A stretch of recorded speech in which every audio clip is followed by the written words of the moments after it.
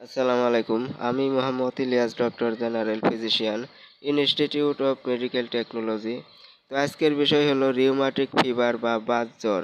তো বাত জ্বর বা রিউমাটিক ফিভার নিয়ে আজকে বিস্তারিত আলোচনা করব। তো রিউমাটিক ফিভার কি?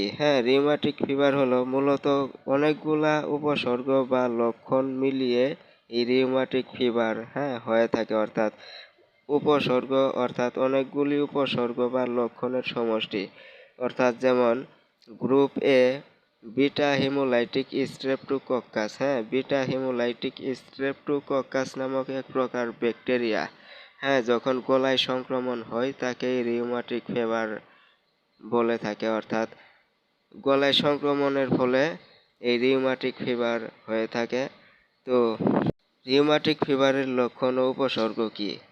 রিউমাটিক ফিভারের লক্ষণ কি? তো রিউমাটিক ফিভার হলো বাত জ্বর। অর্থাৎ বাত জ্বরের লক্ষণগুলো হঠাৎ হঠাৎ অথবা আস্তে আস্তে দেখা দিতে পারে। অর্থাৎ একবারে দেখা দেয় না। অর্থাৎ বাত জ্বর বা রিউমাটিক ফিভারের লক্ষণগুলো হঠাৎ বা আস্তে আস্তে দেখা দিতে পারে।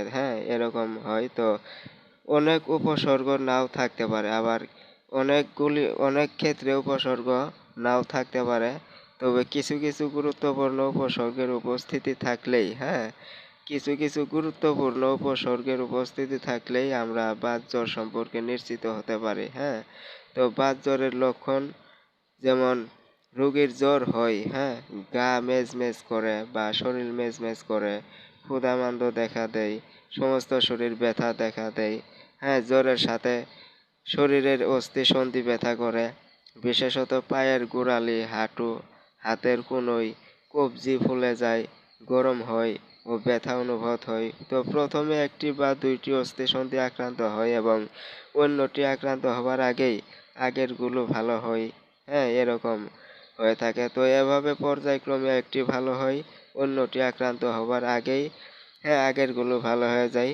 তো এভাবে পর্যায়ক্রমে একটি ভালো হয়, অন্যটি আক্রান্ত হয়। তো এভাবেই চলতে থাকে। তো এটি বাত জ্বরের একটি অত্যন্ত গুরুত্বপূর্ণ লক্ষণ। হৃৎপিণ্ড আক্রান্ত হতে পারে, হৃদকম্পন বৃদ্ধি পায়, হাঁটা চলায় কষ্ট হয়, শ্বাসকষ্ট হতে পারে, হাত পায়ের রস নেমে যেতে পারে, অনেক সময় পেটে পানি আসে। এটিও বাত জ্বরের একটি গুরুত্বপূর্ণ লক্ষণ। বুকে পিঠে এক ধরনের লাল চক্রাকার মাপের মতো দেখা যায়। তো যাকে ইরিথ্রিমা মার্জিনেটাম বলা হয়। যাকে ইরিথ্রিমা মার্জিনেটাম বলা হয়ে থাকে। তো এগুলো অবশ্যই খুব তাড়াতাড়ি মিলিয়ে যায়। তো পিছন দিকে কনুইয়ের নিচে, হাতের গিঁটের সামনের ভাগে অথবা হাঁটুর কাছাকাছি হাড়ের উপরের গ্রন্থির মতো এক ধরনের গোটা দেখা যেতে পারে। তো এটি বাত জ্বরের একটি উল্লেখযোগ্য লক্ষণ। তো এটি বাত জ্বরের একটি লক্ষণ। তো হাত পা মাথা অথবা শরীরে অনেক ক্ষেত্রে হ্যাঁ মৃদু কম্পন দেখা দেয়। তো যাকে কোরিয়া বলা হয়ে থাকে। তো রিউমাটিক ফিভারের ডায়াগনস্টিক বৈশিষ্ট্য কি? তো রিউমাটিক ফিভারের কিছু ডায়াগনস্টিক বৈশিষ্ট্য যেমন two major criteria plus evidence of preceding of group A beta haemolytic streptococcus infection, অথবা one major and two or more minor criteria plus evidence of preceding of group A beta hemolytic streptococcus infection. তো major criteria arthritis, migratory polyarthritis, হ্যাঁ তো carditis, তো erythema marginatum, erythema nodosum, rheumatic nodule, Sydenham, chorea, rheumatic chorea. তো minor criteria fever 102 থেকে 103 degree Fahrenheit. 102 থেকে 103 degree Fahrenheit. Favour 102 থেকে 103 with profuse sweating, arthralgia, previous history of rheumatic fever, raised ESR or C-reactive protein, polymorph leukocytes evidence of sore throat, first and second degree heart block, prolonged P অথবা আর interval. তো rheumatic ফিভারের কিছু lab পরীক্ষা যেমন blood for DC, হ্যাঁ, লিউকোসাইটিস, তো ESR, হ্যাঁ, তো C ক্রিয়েটিভ প্রোটিন অর্থাৎ সিআরপি, যেমন সি ক্রিয়েটিভ প্রোটিন রেইজড, তো থ্রুয়েট সুয়েব কালচার অর্থাৎ group A beta haemolytic streptococcus, ASO titres, হ্যাঁ, চাইল্ডের ক্ষেত্রে 300, হ্যাঁ, আর অ্যাডাল্টের ক্ষেত্রে 200। তো ECG first and second degree heart block, তো চেস্ট এক্স রে কার্ডিওমেগালি, তো পালমোনারি কনজেশন, হ্যাঁ, পালমোনারি কনজেশন, ইকোকার্ডিওগ্রাফি যেমন কার্ডিয়াক ডাইলেটেশন, ভালভ অ্যাবনর্মালিটিস, হ্যাঁ, তো বাত জ্বরের চিকিৎসা কি?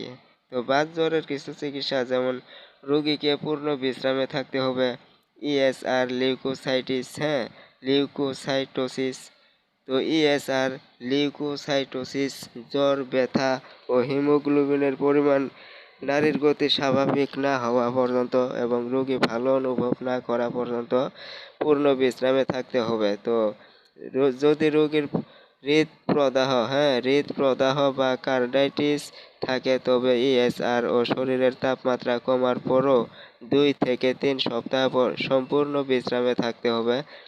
সন্ধিপ্রদাহ বা আর্থ্রাইটিস কমানোর জন্য ট্যাবলেট অ্যাসপিরিন, হ্যাঁ, 60 থেকে 120 মিলিগ্রাম কেজি হিসাবে 6টি বিভক্ত মাত্রায় দিতে হবে, হ্যাঁ। তো যতদিন না ইএসআর স্বাভাবিক হয়, হ্যাঁ, ইএসআর স্বাভাবিক হয়ে গেলে ওষুধের মাত্রা কমাতে হবে। যদি রোগী প্রচণ্ড হৃদপ্রদাহ বা কার্ডাইটিস এবং সন্ধিপ্রদাহ বা আর্থ্রাইটিস, হ্যাঁ, আক্রান্ত হয় তাহলে ট্যাবলেট প্রেডনিসোলন, হ্যাঁ, প্রেডনিসোলন 1 থেকে 2 মিলিগ্রাম কেজি দিন হিসাবে মানে বিভক্ত মাত্রায় দিতে হবে, অর্থাৎ আলাদা মাত্রায়। তবে যতক্ষণ না ইএসআর স্বাভাবিক হয়, হ্যাঁ, ইএসআর যতক্ষণ স্বাভাবিক না হয়ে থাকে, তো ইএসআর স্বাভাবিক হয়ে গেলে ওষুধের মাত্রা কমাতে হবে। তো প্রাথমিক প্রতিরোধ কি? হ্যাঁ, প্রাথমিক প্রতিরোধ ব্যবস্থা হলো 5 থেকে 15 বছর বয়সের ছেলে মেয়েদের গলায় প্রদাহ বা গলা ব্যথা হওয়ার সাথে সাথে চিকিৎসা করানো হলে বাত জ্বরের আক্রমণ থেকে সহজেই রেহাই পাওয়া যায়, হ্যাঁ। তো এই ব্যবস্থাকে প্রাথমিক প্রতিরোধ ব্যবস্থা বলে। তো চিকিৎসা কিন্তু খুবই সহজ, শুধুমাত্র একটি বেনজাথিন পেনিসিলিন, হ্যাঁ, বেনজাথিন পেনিসিলিন ইনজেকশন এ ধরনের গলা ব্যথার চিকিৎসার জন্য যথেষ্ট, হ্যাঁ। তো বিকল্প ব্যবস্থা হিসাবে একটানা 10 দিন পেনিসিলিন ট্যাবলেট দেওয়া যেতে পারে। তো ইনজেকশন বেনজাথিন পেনিসিলিন মাংসে দিতে হবে একক মাত্রা, হ্যাঁ। তো 30 কেজির কম ওজন হলে 6 লাখ ইউনিট দিতে হবে মাংসে। তো 30 থেকে 45 কেজি ওজনের মধ্যে হলে 9 লাখ ইউনিট মাংসে দিতে হবে। আর 45 কেজির বেশি ওজন হলে 12 লাখ ইউনিট মাংসে দিতে হবে।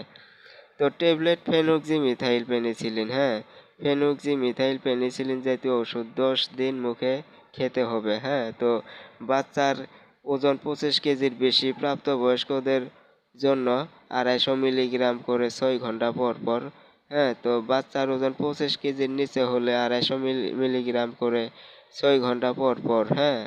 যারা পেনিসিলিন সংবেদনশীল, তাদের জন্য ট্যাবলেট ইরিথ্রোমাইসিন, হ্যাঁ, ইরিথ্রোমাইসিন সংযুক্ত ওষুধ 10 দিন মুখে খেতে হবে, হ্যাঁ। তো বাচ্চার ওজন 25 কেজির বেশি ও প্রাপ্তবয়স্কদের জন্য 250 মিলিগ্রাম করে 6 ঘন্টা পর পর দিতে হবে। তো দ্বিতীয় পর্যায়ের প্রতিরোধ কি? মানে দ্বিতীয় পর্যায়ে কিভাবে প্রতিরোধ করা যেতে পারে? তো যারা এক বা একাধিকবার বাত জ্বরে আক্রান্ত হয়েছে বা বাত জ্বর জনিত হৃদরোগে ভুগছে তাদের জন্য এই ব্যবস্থা প্রযোজ্য। যেমন, তো এই ব্যবস্থাকে দ্বিতীয় পর্যায়ের প্রতিরোধ ব্যবস্থা বলে। যেমন বাত জ্বর হবার 2 থেকে 4 সপ্তাহ আগে, হ্যাঁ, বাত জ্বর হবার 2 থেকে 4 সপ্তাহ আগে গলায় সংক্রমণ হয়। তো ভবিষ্যতে যেন আর বাত জ্বর না হয় সেজন্য দীর্ঘমেয়াদী অ্যান্টিবায়োটিক ব্যবহার করতে হবে।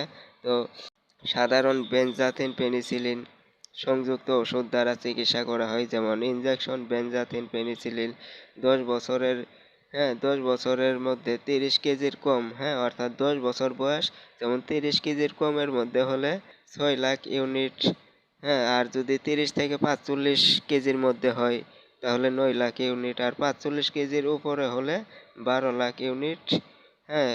তো মাংসে দিতে হবে। তো প্রতি সপ্তাহে, অর্থাৎ রোগ নির্ণয় হলে প্রতি সপ্তাহে একটা করে 3 সপ্তাহে মাংসে দিতে হবে, তো তারপর প্রতি মাসে একটা করে কমপক্ষে 5 বছর, অথবা তো রোগীর বয়স 20 বছর হওয়া পর্যন্ত 16 বছর বয়সের বাত জ্বর নিরূপণ হলে, অর্থাৎ 16 বছর বয়সের বাত জ্বর ভালো হলে তখন 5 বছর, অর্থাৎ 21 বছর বয়স পর্যন্ত দীর্ঘমেয়াদী পেনিসিলিন ইনজেকশন দিতে হবে। তো রোগী বাত জ্বরের জন্য ইনজেকশন দিতে না চাইলে কমপক্ষে 1 বছর ইনজেকশন দেওয়ার পর ফেনুক্সি মিথাইল পেনিসিলিন এ জাতীয় ওষুধ 12 ঘন্টা পর পর দিতে হবে। তো যারা পেনিসিলিন সংবেদনশীল তাদের জন্য ট্যাবলেট ইরিথ্রোমাইসিন সংযুক্ত ওষুধ 12 ঘন্টা পর পর দিতে হবে। তো প্রিয় দর্শক, ভিডিও এই পর্যন্তই। আশা করি বুঝতে পারছেন। ভালো থাকবেন, সুস্থ থাকবেন।